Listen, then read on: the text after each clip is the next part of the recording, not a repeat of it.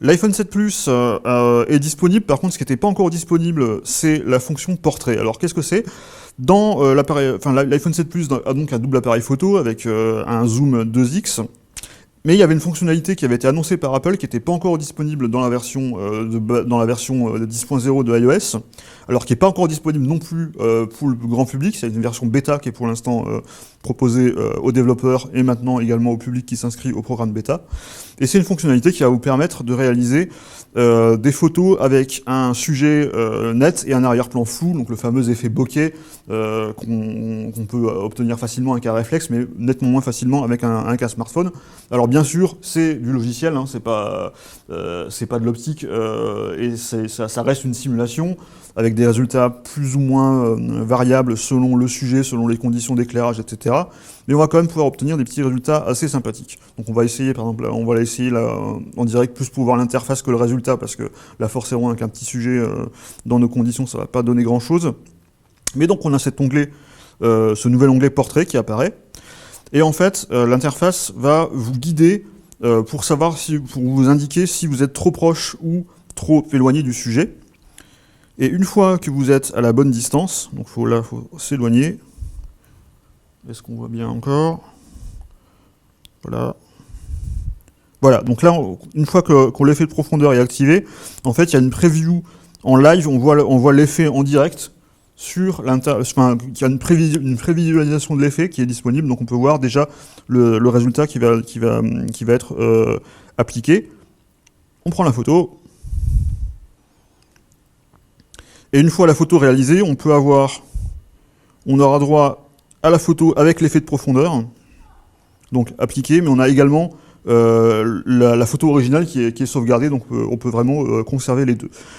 Alors, les résultats, comme je l'ai dit, elles varient selon les conditions, mais on a quand même pu prendre des petites photos assez sympathiques avec un effet relativement convaincant. Alors ça dépend vraiment du sujet, ça dépend de l'arrière-plan, ça dépend des conditions d'éclairage. Mais là, par exemple, on va pouvoir regarder cette photo. Donc là, ça, c'est la photo avec l'effet appliqué. Et là, l'original, donc on voit que l'arrière-plan est net. Et on voit finalement que le détourage est quand même relativement correct. Il n'y a pas vraiment beaucoup d'erreurs sur celle-là. Il nous est arrivé d'en faire d'autres qui présentaient des problèmes un peu plus significatifs, notamment sur les cheveux. C'est forcément un contexte qui est un petit détail qui est assez compliqué à gérer au niveau logiciel.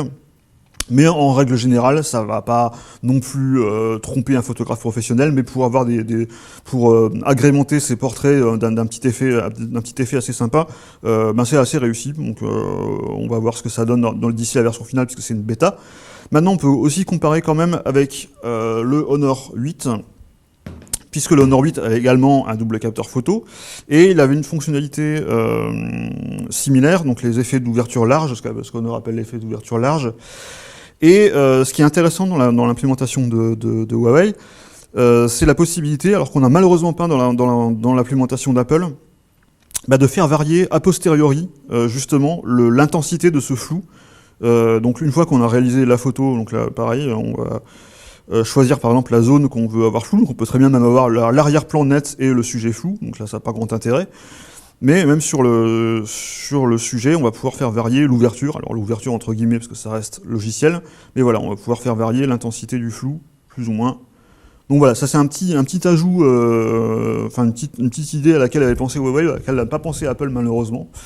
Dans l'état, en revanche, on peut quand même profiter pleinement de cette fonctionnalité sur iPhone 7 Plus, donc encore, on le dit, c'est pas pour l'instant une version définitive, on ne sait pas encore quand sortira la version finale, mais pour les plus courageux, vous pouvez télécharger la bêta publique qui est disponible depuis le site d'Apple. On n'a pas vraiment noté de problème de stabilité, donc a priori ça ne devrait pas trop poser de problème.